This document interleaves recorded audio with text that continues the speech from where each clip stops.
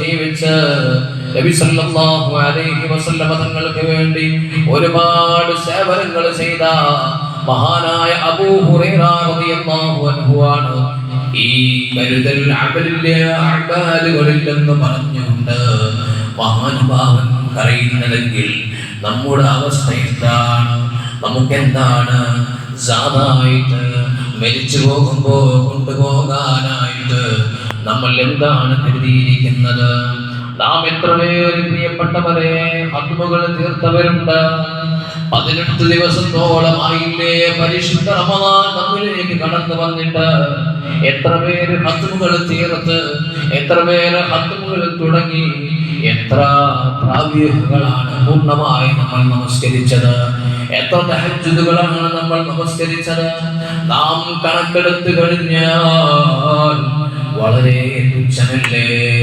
നാം ഒരുപാട് അഅ്മാലുകൾ ചെയ്യേണ്ടവരാണ്. അല്ലാഹുവേ, ഞങ്ങൾക്ക് നീ തൗഫീഖ് ചെയ്യണേ തമ്പുരാനേ. പ്രിയപ്പെട്ടവരെ, ഇനി കുറച്ച് ദിവസങ്ങളാണ് ബാക്കി നിൽക്കുന്നത്. കേവലം 12 ദിവസത്തോളമാണ് ഇനി നമുക്ക് ലഭിക്കുക. പൂർണ്ണമായി ലഭിച്ചാൽ ആ ദിവസങ്ങളിൽ നാം മനോഹരമായി അല്ലാഹുവിന് വേണ്ടി നമ്മുടെ ഈ ദിവസങ്ങളെ അല്ലാഹുവിന്റെ ഫിക്റിലായി, ദിക്റിലായി, തൗബയിലായി ജീവിക്കാൻ നമുക്ക് സാധിക്കണം. മഹാനായ ഇമാമുന ശാഫിഈ നമ്മുടെ ഇമാമാണ്, മദ്ഹബിന്റെ ഇമാമാണ്. ആ മഹാനുഭാവൻ അദ്ദേഹത്തിന്റെ ആവനാദി പറഞ്ഞത് കേൾക്കണോ? മഹാനുഭാവൻ പാടുകയാണ്: വലമ്മാ ഖസ്സാ ഖൽബി വളാഖത് മദാഹിബി ജഅൽതു റജാ മിന്നി ലിഅഫ്വിക സുല്ലമാ. പാപങ്ങളാൽ എന്റെ ഹൃദയം കടുത്തു പോയപ്പോ എന്റെ മാർഗങ്ങളെല്ലാം തടസ്സങ്ങളായി. അല്ലാഹുവിലേക്കുള്ള യാത്ര എനിക്ക് കുടുസായി പോയി. അപ്പൊ ഞാൻ ചെയ്തതെന്നറിയോ? ജഅൽതു റജാ മിന്നി ലിഅഫ്വിക സുല്ലമാ. നിന്റെ അഫ്വ, നിന്റെ മാപ്പ് ഞാൻ ഒരു പ്രതീക്ഷ വെച്ചുകൊണ്ടതൊരു എണിയാക്കി. നിന്നിലേക്കുള്ളൊരു എണി, നിന്റെ അഫ്വിനെയാണ് ഞാൻ പ്രതീക്ഷിച്ചത്. അതുകൊണ്ട് പ്രിയപ്പെട്ട അല്ലാഹ്, തഅബനി ദംബി, ഞാൻ എന്റെ പാപങ്ങളെ വലുതായി കാണുന്നു. ഞാൻ ഒരുപാട് തെറ്റുകുറ്റങ്ങൾ ചെയ്തവനാണെന്ന് ഞാൻ സമ്മതിക്കുന്നു. പക്ഷേ ഫലമ്മാ ഖറൻതുഹു ബിഅഫ്വിക, നിന്റെ അഫ്വിനോട് എന്റെ പാപങ്ങളെ ഞാൻ ചേർത്ത് വെച്ച് നോക്കുമ്പോ കാന അഫ്വുക അഅ്ളമാ, എന്റെ പാപങ്ങളെക്കാൾ എത്രയോ വലുത് നിന്റെ മാപ്പാണ്, നിന്റെ അഫ്വാണ്. അതുകൊണ്ട് എനിക്ക് മാപ്പ് നൽകണേ അല്ലാഹ്. ഇത് മഹാനായ ഇമാമുന ശാഫിഈ റളിയല്ലാഹു അൻഹു. ആരാണ് പ്രിയപ്പെട്ടവരെ ഇമാമുന ശാഫിഈ?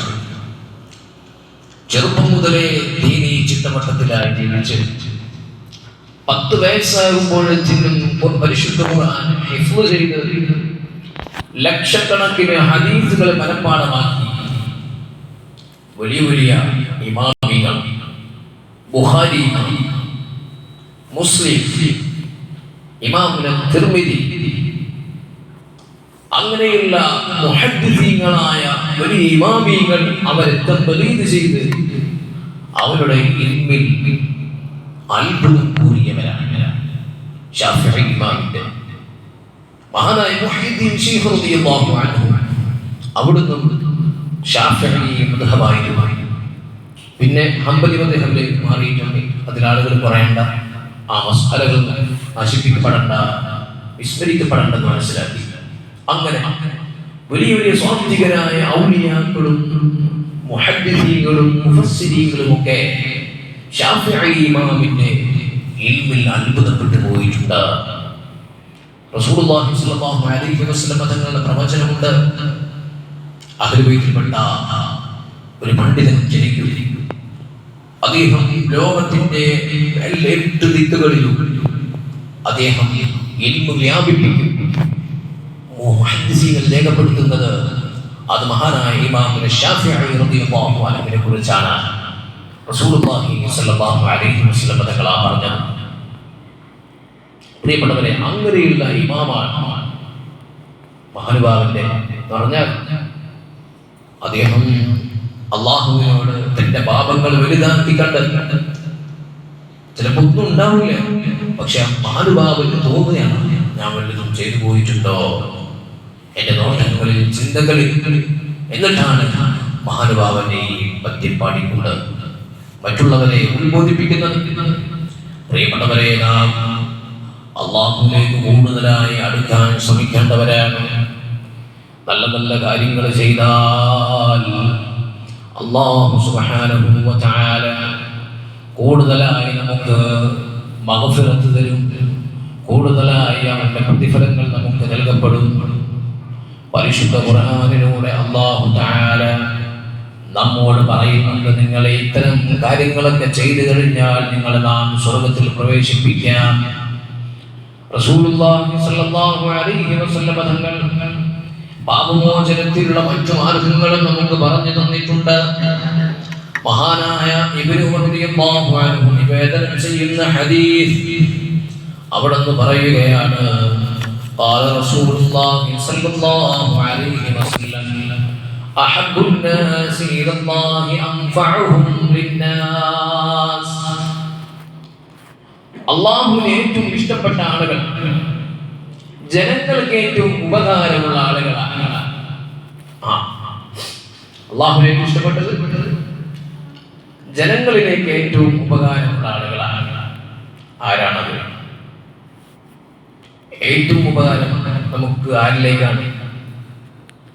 ദുനിയാവിന്റെ കാര്യങ്ങൾ മാത്രമല്ല, ആഖിറത്തിന്റെ കാര്യങ്ങൾ കൂടെ കണക്ട് ചെയ്ത് നോക്കുമ്പോൾ ബഹുമാനപ്പെട്ട നമ്മുടെ ഉസ്താദുമാരാണ്, പണ്ഡിതന്മാർ ആഖിറത്തിലേക്കുള്ള മാർഗങ്ങളെ വഴിവെട്ടി തെളിയിച്ചു തരുന്ന മസ്അലകൾ നമുക്ക് ഊരിത്തിരിഞ്ഞ് മനസ്സിലാക്കി തരുന്ന തഫ്സീറുകളും ഹദീസുകളും നമ്മെ പഠിപ്പിക്കുന്ന, നിസ്കരിക്കാനും ഹജ്ജ് ചെയ്യാനും ഇസ്ലാമികമായ റുക്നുകളും മറ്റു കാര്യങ്ങളും ഇബാദത്തുകളും പഠിപ്പിച്ചു തരുന്ന ഉസ്താദുമാരാണ് ജനങ്ങളിലേക്ക് ഏറ്റവും ഉപകാരമുള്ള ആളുകളാണ്. അപ്പൊ അല്ലാഹുവിന് ഏറ്റവും ഇഷ്ടം ആളുകൾ ആരെ? ഇൽമു പഠിക്കുന്ന ഇൽമിന്റെ വാഹകരെ അല്ലാഹു ഏറെ ഇഷ്ടപ്പെടുന്നു എന്നാണ്. കൂടെ തന്നെ റസൂലുള്ളാഹി സ്വല്ലല്ലാഹു അലൈഹി വസല്ലം തങ്ങൾ പറഞ്ഞു, വഅഹബ്ബുൽ അഅമാലി ഇലല്ലാഹി സുറൂറുൻ തുദ്ഖിലുഹു അലാ മുസ്ലിം. അല്ലാഹുവിന് ഏറ്റവും ഇഷ്ടപ്പെട്ട അമല് ഒരു മുസ്ലിമിന്റെ ഹൃദയത്തിൽ സന്തോഷമുണ്ടാക്കലാണ്. ഒരു മുസ്ലിമിന്റെ ഹൃദയത്തിൽ സന്തോഷമുണ്ടാക്കുന്ന പ്രവൃത്തി ചെയ്യുക. ഒരു മുസ്ലിമിനെ കണ്ടാൽ പുഞ്ചിരി തൂകിക്കൊണ്ട് അസ്സലാമു അലൈക്കും എന്ന് പറയുക. അഫ്ശുസ്സലാമ ബൈനക്കും, നിങ്ങൾക്കിടയിൽ സലാമിനെ നിങ്ങൾ വ്യാപിപ്പിക്കണേ. പ്രിയപ്പെട്ടവരെ, നാം നമ്മുടെ സഹോദരനെ കാണുമ്പോ ഒരു മന്ദസ്മിതം നൽകുന്നത് സ്വതക്കയാണ്, പുഞ്ചിരി നൽകുന്നത് സ്വതക്കയാണ്, വിശേഷങ്ങൾ അന്വേഷിക്കുന്നത് സ്വതക്കയാണ്. അതൊരു പക്ഷേ അവന്റെ ഹൃദയത്തിൽ ഒരുപാട് സന്തോഷങ്ങൾ ഉണ്ടാക്കിയേക്കാം. നമുക്കതിന് സാധിച്ചാൽ റസൂലുള്ളാഹി സ്വല്ലല്ലാഹു അലൈഹി വസല്ലം തങ്ങൾ പറയുകയാണ്, ഏറ്റവും അല്ലാഹുവിന് ഇഷ്ടപ്പെട്ട അമൽ പ്രവൃത്തി ഒരു മനുഷ്യന്റെ ഹൃദയത്തിൽ ഒരു മുസ്ലിമിന് സന്തോഷമുണ്ടാക്കുന്ന പ്രവൃത്തിയാണ്. അല്ലാഹുവിന്റെ റസൂൽ സ്വല്ലല്ലാഹു അലൈഹി വസല്ലം തങ്ങൾ വീണ്ടും പറയുകയാണ്, ഔ തക്ഷിഫു അൻഹു കുർബ, അല്ലെങ്കിൽ അവന്റെ ഒരു പ്രയാസത്തെ തുറവടിയാക്കുന്നവനാണ്. ഒരു മനുഷ്യന്റെ പ്രയാസത്തെ തുറവടിയാക്കി കൊടുക്കുന്നവൻ. ഒരാൾക്ക് ഒരു ബുദ്ധിമുട്ടുണ്ട്, സാമ്പത്തികമായ ബുദ്ധിമുട്ടുണ്ട്, അതിന് നാം ചെറിയൊരു കൈ സഹായം ചെയ്തു കഴിഞ്ഞാൽ അള്ളാഹുവിന് ഏറ്റവും ഇഷ്ടപ്പെട്ട അമല് ആ പ്രവൃത്തിയാണ്. അതിന് പ്രിയപ്പെട്ടവരെ, മുസ്ലിം അമുസ്ലിം എന്നില്ല, മനുഷ്യർക്ക് ദുന്യവിയായ കാര്യങ്ങൾ ചെയ്യുമ്പോ ഭക്ഷണം, പാർപ്പിടം, പാനീയം, ഉറവിടം, ഇങ്ങനെയുള്ള കാര്യങ്ങളെല്ലാം ചെയ്യുന്നതിന് മതങ്ങൾ നോക്കേണ്ടതില്ല. ആരാണ് പ്രയാസപ്പെടുന്നത് അവർക്കെല്ലാം നമുക്ക് ചെയ്യാവുന്നതാണ്, കൂലി ലഭിക്കും. അള്ളാഹുവിന് ഏറ്റവും ഇഷ്ടപ്പെട്ട പ്രവൃത്തി അതാണെന്നാണ് നബി സല്ലല്ലാഹു അലൈഹി വസല്ലം തങ്ങൾ പറഞ്ഞു തരുന്നത്. പരിശുദ്ധ റമദാനിൽ ഒരുപാട് റിലീഫ് പ്രവർത്തനങ്ങൾ നടക്കുന്ന മാസമാണ്. പ്രിയപ്പെട്ടവരെ, നാം അതിലെല്ലാം പങ്കാളികളാകണം. നാം റിലീഫ് പ്രവർത്തനങ്ങൾ ചെയ്യുന്ന അവസരങ്ങളിൽ നാം ഒരുപാട് കാര്യങ്ങൾ ശ്രദ്ധിക്കേണ്ടതുണ്ട്. നാം വരും ചെറ്റപ്പുരകൾ മാത്രം നോക്കിയിട്ട് റിലീഫ് പ്രവർത്തനങ്ങൾ ചെയ്യാൻ പാടില്ല. അല്ലെങ്കിൽ കോട്ടേഴ്സുകൾ മാത്രം ലക്ഷ്യം വെച്ചുകൊണ്ട് റിലീഫ് പ്രവർത്തനങ്ങൾ നടത്താൻ പാടില്ല. ഒരുപക്ഷേ നമുക്ക് മുന്നിൽ മാന്യനായി ജീവിക്കുന്നൊരു അവർക്ക് നല്ല വസ്ത്രധാരണയുണ്ട്, നല്ല ചേരും പോലുമൊക്കെയുണ്ട്. പക്ഷേ അവന്റെ വീട്ടിൽ അടുത്ത് പുകഞ്ഞിട്ടുണ്ടാവില്ല. അവൻ പുറത്ത് പറയില്ല, അവന്റെ അഭിമാന പ്രശ്നങ്ങളാണ്. അങ്ങനെ ഒരുപാട് ആളുകളുണ്ടാകും. അവരെയും നാം ചേർത്ത് പിടിക്കേണ്ടവരാണ്. ഒരുപക്ഷേ 2 നിലയുള്ള ടെറസിന്റെ വീടുണ്ടാകും. വീട്ടിൽ ഭക്ഷണം പാകം ചെയ്യാനുള്ള സാമ്പത്തികം ഉണ്ടാവില്ല. തൊടുണ്ടാവും, ഏക്കറക്കണക്കിന് സ്ഥലം ഉണ്ടാകാം ഒരുപക്ഷേ. എന്നാലും അവന്റെ ദൈനംദിന ചെലവുകൾക്കുള്ള സാമ്പത്തികമായി ക്യാഷ് അവന്റെ കയ്യിലുണ്ടാവില്ല. അല്ലെങ്കിൽ മാനസികമായി ഭ്രാന്തികളുള്ള ആളുകളായിരിക്കാം. അങ്ങനെയൊക്കെ നോക്കി നാം എല്ലാവരെയും ചേർത്ത് പിടിച്ചുകൊണ്ട് അർഹതപ്പെട്ടവരിലേക്ക് നാം കൊടുക്കേണ്ടവരാണ്. മറ്റൊന്ന് പ്രിയപ്പെട്ടവരെ, ഇങ്ങനെയുള്ള റിലീഫ് പ്രവർത്തനങ്ങൾ ചെയ്യുമ്പോ ഇത് എത്തിച്ചു കൊടുക്കുന്ന ആളുകളുണ്ട്, ഇതിന് വേണ്ടി പിരിക്കുന്ന ആളുകളുണ്ട്. ഈ റിലീഫിന് വേണ്ടി സാമ്പത്തികമായി അവർ സ്വരുക്കൂട്ടുമ്പോ ഇവരാണ് എല്ലാവരിലേക്കും എത്തിച്ചു കൊടുക്കുന്നത്. പക്ഷേ ഈ കൊടുക്കുന്നവന്റെ വീട്ടിൽ ഒരു പക്ഷേ അരിയുണ്ടാവില്ല, അവന്റെ വീട്ടിൽ ഒരു പക്ഷേ സുഭിക്ഷമായ ഭക്ഷണങ്ങൾ ഉണ്ടാവില്ല. നാം അതും റിട്ടേൺ ചെയ്യണം. അവരെയും നാം സൂക്ഷിക്കേണ്ടവരാണ്, അവരെയും നാം നിരീക്ഷിക്കേണ്ടവരാണ്. അങ്ങനെ നല്ല നല്ല കാര്യങ്ങളെല്ലാം സൂക്ഷ്മതയോടുകൂടി നാം ചെയ്യേണ്ടവരാണ്. പ്രത്യേകിച്ച് പരിശുദ്ധമായ പുണ്യ റമദാനിൽ നമുക്കതിന് സാധ്യമാകണം. അല്ലാഹു തൗഫീഖ് ചെയ്യട്ടെ. അവിടുന്ന് പറയുകയാണ്,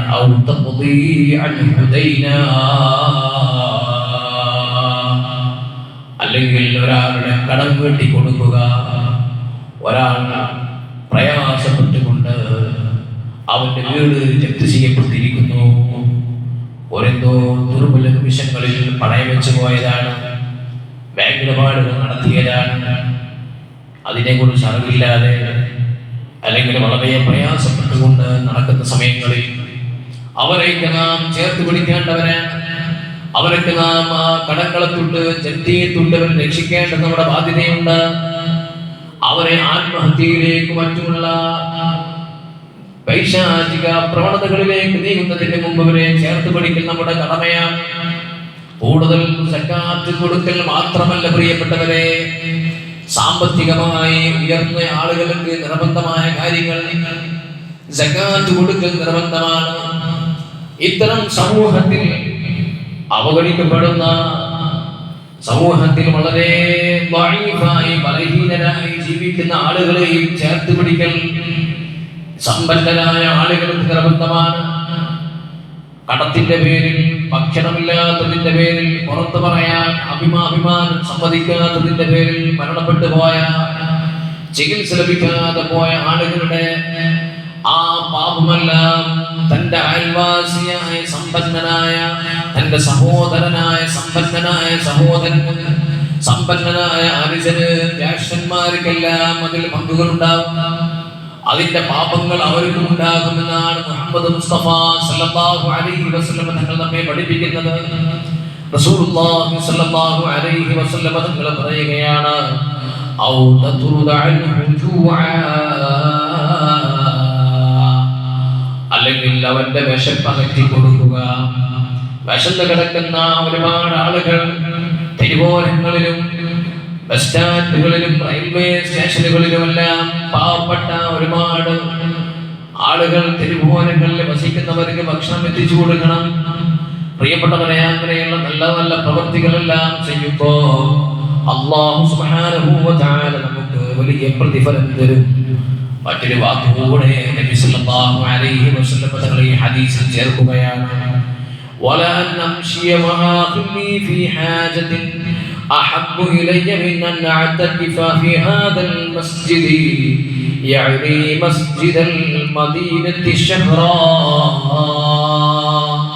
തന്റെ സഹോദരന്റെ ആവശ്യത്തിന് വേണ്ടി നടന്നു പോകൽ, അവനോടുകൂടെ ചേർന്ന് നടക്കൽ ഈ മദീനത്തെ പള്ളിയിൽ മസ്ജിദുൻ നബവിയിൽ ഒരു മാസം ഇഅ്തികാഫ് ഇരിക്കുന്നതിന്റെ പ്രതിഫലമാണെന്ന്, അതിനേക്കാൾ കൂലിയുണ്ടെന്ന് മുഹമ്മദ് മുസ്തഫ സല്ലല്ലാഹു അലൈഹി വസല്ലം. എത്ര മനോഹരമാണ് റിലീഫ് പ്രവർത്തനങ്ങൾക്ക്, അതേ ജനങ്ങളെ സേവിക്കുന്നവർക്ക്. പ്രിയപ്പെട്ടവരെ, അത്തരം സാമൂഹിക പ്രവർത്തകരെ നാം ചെറുതായി കാണേണ്ടവരല്ല. ഈ സോഷ്യൽ മീഡിയ തരംഗത്തിനിടയിൽ ഒരുപാട് അത്തരം ദുശ്ശീലങ്ങൾ നമുക്കിടയിൽ കൂടുതലായി കൊണ്ടിരിക്കുകയാണ്.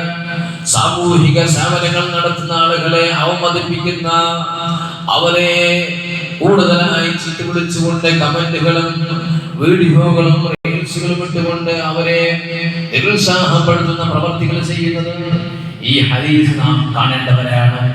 ഒരു തന്റെ സഹോദരന്റെ ആവശ്യത്തിന് വേണ്ടി അവനോടുകൂടെ സഞ്ചരിക്കൽ, അവന്റെ സഹായിക്കുക എന്നത് മസ്ജിദുൽ മദീനയിൽ മസ്ജിദുൻ നബവിയിൽ ഒരു മാസം ഇഅ്തികാഫ് ഇരിക്കുന്നതിനേക്കാൾ ശ്രേഷ്ഠമാണെന്ന് മുഹമ്മദ് മുസ്തഫ സല്ലല്ലാഹു അലൈഹി വസല്ലം തങ്ങൾ നമ്മെ പഠിപ്പിക്കുമ്പോൾ അല്ലാഹു സുബ്ഹാനഹു വ തആല നമ്മോട് അവസാനമായി പറയുന്നത് ലൈനഖംതും സ്വലാ, നിങ്ങൾ നിസ്കാരം നിലനിർത്തിയാൽ, വആതൈതുമുസ് സകാ, സകാത്ത് കൊടുത്തു വീട്ടിയാൽ, വആമൻതും ബിറുസുലി,